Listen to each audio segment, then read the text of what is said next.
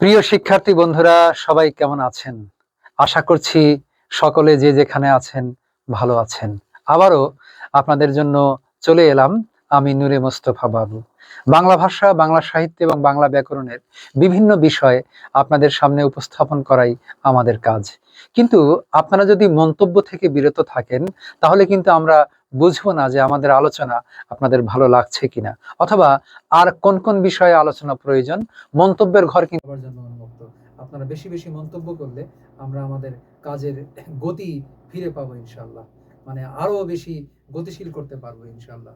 দর্শক শ্রোতা, যারা চাকুরি প্রার্থী অথবা বিভিন্ন শ্রেণীর পরীক্ষার্থী, মানে 6-7 থেকে শুরু করে 8-9-10-11-12 যে ক্লাসেই পড়েন না কেন, মাইকেল মধুসূদন কিন্তু আমাদের প্রত্যেকের জন্যই জানা অপরিহার্য, জানতেই হবে।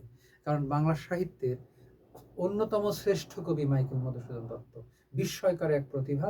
তাকে বলা হয় বাংলা সাহিত্যের আধুনিকতার সিংহদ্বার উন্মোচক। বাংলা সাহিত্যে আধুনিকতা বলতে যা বোঝায় তার জনক কিন্তু মাইকেল মধুসূদন দত্ত। সুতরাং এই মধুসূদন দত্ত আরও অনেক কিছুরই জনক। বাংলা সাহিত্যে অমৃতাক্ষর ছন্দ, বাংলা সাহিত্যে চতুর্দশপদী কবিতা ইত্যাদি ইত্যাদি তিনি কিন্তু বাংলা সাহিত্যের প্রবর্তক বা জনক। তো সেই মধুসূদনকে জানা আমাদের প্রত্যেকের জন্যই জরুরি। 6-7-8-9-10-11-12 অথবা অনার্সে পড়ছেন, চাকুরির জন্য একটু একটু প্রস্তুতি নিচ্ছেন, আর যারা একেবারেই চাকুরির জন্য মানে পুরো প্রস্তুতি নেওয়ার চেষ্টা করছেন, তাদের জন্য তো অবশ্যই অপরিহার্য। সুতরাং আসুন আজ আমরা মাইকেল মধুসূদন দত্ত সম্বন্ধে জেনে নেই। আমি আজকে একটু আলোচনাটা ভিন্ন রকম করব। মধুসূদন সম্বন্ধে গতানুগতিক যে কথাবার্তা, এই কথাবার্তাগুলোকে আজকে আমরা এগিয়ে যাব টু দ্য পয়েন্টে। কোন বিষয়টি আমাদের মনে রাখা দরকার এবং কোনটি পরীক্ষায় আসতে পারে, ঠিক এই বিষয়গুলো নিয়ে আজ আমরা কথা বলবো। ফিরে আসি। মধুসূদন দত্তের জন্ম যশোর জেলার সাগরদাড়ি গ্রামে। আমরা সবাই জানি পিতার নাম রাজনারায়ণ দত্ত, মাতার নাম জাহ্নবী দেবী। এইখানে একটা তথ্য আপনাদের দিয়ে রাখি, মধুসূদন দত্তের পিতার নাম রাজনারায়ণ দত্ত। রাজনারায়ণ নামে আরেকজন ব্যক্তি মধুসূদনের জীবনে খুবই গুরুত্বপূর্ণ ছিল। সেই রাজনারায়ণটাকে, সেই রাজনারায়ণ হলো বসু। তিনি মাইকেল মধুসূদন দত্তের খুব প্রিয় বন্ধু ছিলেন। সুতরাং এই দুটো নাম যেন আমরা গুলিয়ে না ফেলি, একটু মনে রাখবেন যে মাইকেল মধুসূদন দত্ত। মনে রাখার কৌশলটা লক্ষ্য করুন। মধুসূদনের নামের পরে কি আছে? দত্ত। মধুসূদন দত্ত, অতএব তার পিতা রাজনারায়ণ দত্ত, দত্তের পুত্র দত্ত। কিন্তু রাজনারায়ণের পরে যদি বসু থাকে, তখনই আপনি ধরে নেবেন যে ইনি মধুসূদন দত্তের বন্ধু। এখান থেকে কিন্তু শব্দটি আপনি এই কায়দায় মনে রাখতে পারেন। এবার আমরা আসি মধুসূদন দত্তের এই বেড়ে ওঠা। এগুলো আপনারা জানেন যে তিনি বিদেশি ইংরেজি ভাষায় সাহিত্য চর্চার জন্য দেশ ত্যাগ করেছিলেন। এইগুলো আমি আজকে আর এই আলোচনায় যাচ্ছি না। তিনি মূলত কি কি গ্রন্থ লিখলেন এবং এই গ্রন্থগুলোর নাম আমরা কি করে মনে রাখবো? চাকরির পরীক্ষায় বা বিভিন্ন শ্রেণী পরীক্ষাতে এগুলোই আসে এবং সেগুলোর নাম কিন্তু আমাদের জানা অত্যন্ত জরুরি। তো মধুসূদন দত্তের জন্ম কবে? তার জন্ম হচ্ছে 1824 এবং মৃত্যু হলো 1873 খ্রিস্টাব্দে। আপনারা এই জন্ম মৃত্যুর সালটাও এখান থেকে মনে রাখবেন। 1873-এ তিনি মারা গেলেন, খুব বেশি বয়স হয়নি। তো এই সময়ের মধ্যেই তিনি বাংলা সাহিত্যে যা কিছু অবদান রাখলেন, সেই অবদান কিন্তু শুধু বাংলা সাহিত্য নয়, বিশ্ব সাহিত্যেও স্মরণীয় হয়ে গেল। কারণ বাংলা সাহিত্যের একমাত্র সার্থক মহাকবি হিসেবে আমরা কিন্তু তাকেই অভিহিত করি। সেই মেঘনাদবধ কাব্য, এই অমর গ্রন্থটি রচনার মধ্য দিয়ে আরও গ্রন্থ রচনা করেছেন, কিন্তু এটি তার বেশি আলোচিত সমালোচিত। এটার মধ্য দিয়ে তিনি কিন্তু বাংলা সাহিত্যে মহাকাব্যের সার্থক স্রষ্টা হয়ে থাকলেন এবং তার নাম অবিস্মরণীয় হয়ে গেল। এবং এই কাব্যের মধ্য দিয়েই কিন্তু তিনি বাংলা সাহিত্যে আধুনিকতার যে পরিপূর্ণ প্রকাশ, সেটি কিন্তু তিনি ঘটাতে পেরেছিলেন। আমরা জানি সেই রামায়ণের যে কাহিনী, সেই কাহিনীর পুনর্মূল্যায়ন, ভিন্ন দৃষ্টিকোণ থেকে মূল্যায়ন, প্রমীলা চরিত্রের যে উৎকর্ষ, সব কিছু মিলিয়ে একটি আধুনিকতার অনবদ্য উদাহরণ কিন্তু তিনি এই কাব্যের মধ্যে স্থাপন করতে পেরেছিলেন। যাই হোক, আমরা চলে যাই সামনের দিকে।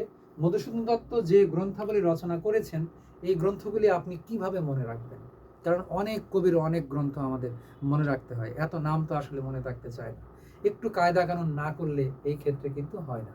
তা না হলে এত নাম আমরা কি করে মনে রাখতে পারবো? দর্শক শ্রোতা, আমরা এগিয়ে যাই আমাদের পরের স্লাইডে। মধুসূদন দত্তের একখানা সুন্দর ছবি আপনারা দেখতে পাচ্ছেন। এই ভদ্রলোক তিনি পোশাক আশাকেও কতটা স্মার্ট ছিলেন, আধুনিক ছিলেন, আপনারা সহজেই অনুমান করতে পারবেন। শুধু চিন্তা চেতনায় নয়, তার বহিরাঙ্গেও, তার অন্তরঙ্গে যেমন রেনেসা হয়েছে, বাঙালির হাজার বছরের কাব্যের ধাঁচকে তিনি মুহূর্তের মধ্যে বৈপ্লবিক পরিবর্তন এনেছেন, ঠিক তেমনি তার বহিরঙ্গেও কিন্তু সেই পরিবর্তনের ছাপটা আমরা লক্ষ্য করি। চলে যাই আমরা তার গ্রন্থাবলী। অধিকাংশ গ্রন্থই আমি এখানে আনতে চেষ্টা করেছি। ছন্দ মেলানোর কারণে দুই একটা গ্রন্থের নাম হয়তো এর বাইরে বা ছোটখাটো ইনফরমেশন এর বাইরে থাকতে পারে, আগেই বলে রাখি। যেমন তার চতুর্দশপদী কবিতার একটি গ্রন্থ আছে, অর্থাৎ তার সনেটগুলোকে নিয়ে, সেই নামটা কিন্তু এখানে আমরা ব্যবহার করিনি। তো আমরা আসি, কি লেখা হলো, বীরঙ্গনা ও ব্রজঙ্গনা।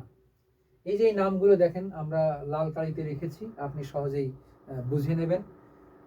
বীরঙ্গনা ও ব্রজঙ্গনা বুড়ো শালিকের ঘাড়ে বসে মেঘনাদ বধ কাব্য পড়ছিল। প্রিয় শিক্ষার্থী, দর্শক শ্রোতা, এখানে এই যে বুড়ো শালিকের ঘাড়ে, এই গ্রন্থটির পুরো নাম আসলে বুড়ো শালিকের ঘাড়ে রো। বুড়ো শালিকের ঘাড়ে রো, এটা হচ্ছে তার পুরো নাম। তো আমরা এখানে রো শব্দটা ব্যবহার করিনি আমাদের ছন্দ মেলানোর কারণে, আমি এখানে লিখে দিচ্ছি এই যে বুড়ো শালিকের ঘাড়ে রো, এবং এই রো বানানে কিন্তু চন্দ্রবিন্দু রয়ে গেছে, আপনারা নিশ্চয়ই দেখতে পাচ্ছেন। বুড়ো শালিকের ঘাড়েরও লাল কালি দিয়ে দেই, তাহলে মনে হয় সুবিধা হবে। বুড়ো শালিকের ঘাড়ে রো, এই যে এটি কিন্তু তার গ্রন্থের পূর্ণাঙ্গ নাম, কিন্তু আমরা ওই যে একটু ছন্দের ঢং অনুসরণ করেছি, এই জন্য বুড়ো শালিকের ঘাড়ে বসে, বুড়ো শালিকের ঘাড়ে রো বসে তো ছন্দটা মিলছে না। তো আপনি বুড়ো শালিকের ঘাড়ে যদি মনে রাখেন, রোটা অবশ্যই মনে রাখতে পারবেন। বুড়ো শালিকের ঘাড়ে রো, এটি তার একটি নাটক, মানে প্রহসন জাতীয় নাটক, বসে মেঘনাদ বধ কাব্য পড়ছিল। তাই দেখে তিলোত্তমা বলল, তুমি হেক্টর বধ করে রিজিয়া নাটক অসমাপ্ত রেখে দ্য ক্যাপটিভ লেডি ও ভিশন অব দ্য পাস্ট রচনা করছো, একে কি বলে সভ্যতা? আপনি প্রিয় দর্শক শ্রোতা, আপনি যে শ্রেণীর শিক্ষার্থী হোক না কেন, অথবা চাকরি প্রার্থী হন না কেন, আপনি এটা আগে একটু মুখস্থ করার চেষ্টা করেন, মানে রপ্ত করার চেষ্টা করেন, যে বীরঙ্গনা ও ব্রজঙ্গনা বুড়ো শালিকের ঘাড়ে বসে মেঘনাদ বধ কাব্য পড়ছিল। তাই দেখে তিলোত্তমা বলল, তুমি হেক্টর বধ করে রিজিয়া নাটক অসমাপ্ত রেখে দ্য ক্যাপটিভ লেডি এবং ভিশন অব দ্য পাস্ট রচনা করছো, একে কি বলে সভ্যতা? এটুকু যদি আপনি রপ্ত করতে পারেন, তাহলে এর ভিতর থেকে এখন এই গ্রন্থগুলো কোনটি কি জাতীয় গ্রন্থ, সেই আলোচনা কিন্তু আপনার জন্য মনে রাখা অপেক্ষাকৃত সহজ হবে। অতএব আসুন আমরা এটা বারবার পরে মনে রাখার চেষ্টা করি। বীরঙ্গনা ও ব্রজঙ্গনা বুড়ো শালিকের ঘাড়ে বসে মেঘনাদ বধ কাব্য পড়ছিল। তাই দেখে তিলোত্তমা বলল, তুমি হেক্টর বধ করে রিজিয়া নাটক অসমাপ্ত রেখে দ্য ক্যাপটিভ লেডি ও ভিশন অব দ্য পাস্ট রচনা করছো, একে কি বলে সভ্যতা? এইটুকু আপনি একটু বারবার পড়ুন, কয়েকবার পড়লেই আমার বিশ্বাস যে এটা মনে রাখা সম্ভব। তো আমরা আসি, এই গ্রন্থগুলো নাম আমরা জেনে গেলাম, যে বীরঙ্গনা ও ব্রজঙ্গনা। তার মধ্যে বীরঙ্গনা, এটি মনে রাখা দরকার, এটি হলো পত্র কাব্য জাতীয় গ্রন্থ। এটি কাব্যগ্রন্থ, কিন্তু কাব্যটা পত্র, চিঠির মতো, সেই কারণে এটি হচ্ছে পত্র কাব্য। যদি যে কোনো পরীক্ষা এসে যায় মধুসূদন দত্ত রচিত পত্র কাব্য কোনটি, তাহলে আমাদের কিন্তু উত্তর করতে হবে বীরঙ্গনা। হ্যাঁ, এইভাবে আমাদের উত্তর করতে হবে। বা বীরঙ্গনা কি জাতীয় রচনা মাইকেল মধুসূদন দত্তের, তখন আমাদের উত্তর করতে হবে পত্রকাব্য। মনে রাখা প্রয়োজন, বীরঙ্গনা ও ব্রজঙ্গনা বুড়ো শালিকের ঘাড়ে রো, ঘাড়ে বসে আমরা যে ছন্দ মেলালাম, এখন আমরা আসি পুরো নাম, বুড়ো শালিকের ঘাড়ে রো। আর এই যে শেষে দেখতে পাচ্ছেন, একে কি বলে সভ্যতা, একে কি বলে সভ্যতা, এই দুটো কিন্তু মধুসূদন দত্তের প্রহসন জাতীয় রচনা। আমি যে সবুজ কালি দিচ্ছি আপনাদের বোঝার সুবিধার জন্য, এটি হচ্ছে, এই দুটো হলো প্রহসন জাতীয় রচনা। এই যে প্রহসন ইংরেজিতে বলা হয় ফার্স, অর্থাৎ রম্য বা ব্যঙ্গাত্মক, সমাজের বিভিন্ন বিষয় নিয়ে ব্যঙ্গাত্মক যে রঙ্গ তৈরি করা হয়, রস তৈরি করা হয়, সেটাকে আমরা বলছি কিন্তু প্রহসন, ইংরেজিতে বলে ফার্স, এই জাতীয় নাটক। অর্থাৎ মনে রাখুন, মধুসূদন দত্ত দুটো প্রহসন জাতীয় নাটক রচনা করেছেন, একটি হচ্ছে বুড়ো শালিকের ঘাড়ে রো, আর একটা হলো একে কি বলে সভ্যতা। আর এখানে তো আমরা নামগুলো পেয়ে গেলাম, যে তিলোত্তমা, এই তিলোত্তমার ক্ষেত্রে একটা ঝামেলা আছে। পুরো কাব্যগ্রন্থের নাম হলো তিলোত্তমা সম্ভব কাব্য, তিলোত্তমা সম্ভব কাব্য। আমরা ছন্দ মেলানোর জন্য এত বড় নামটা এখানে লিখতে পারিনি। তাহলে এটা আপনি আমি লিখে দিলাম বোর্ডে, দেখা গেলে দেখে নেবেন, দেখা না গেলে আপনি বই পুস্তক থেকে এইটুকু শব্দ সংগ্রহ করে ফেলবেন। তিলোত্তমা সম্ভব কাব্য। সুতরাং তিলোত্তমা বলল তুমি হেক্টর বধ, রিজিয়া নাটক হেক্টর বধ করে, অর্থাৎ হেক্টর বধ তার আরেকটি গ্রন্থ, রিজিয়া নাটক অসমাপ্ত রেখে, রিজিয়া নাটক তিনি শেষ করতে পারেননি। আরেকটা নাটক তিনি কিন্তু শেষ করতে পারেননি, সেটি হচ্ছে আমাদের মায়া কানন। এটা পরবর্তীতে অন্য একজন লেখক নাটকটি শেষ করেছেন, তো সেটা নিয়েও আমরা কথা বলবো। হেক্টর বধ করে রিজিয়া নাটক অসমাপ্ত রেখে the captive lady, vision of the past, এটা কিন্তু তিনি বিদেশি ভাষায় লিখেছিলেন এই দুটো গ্রন্থ।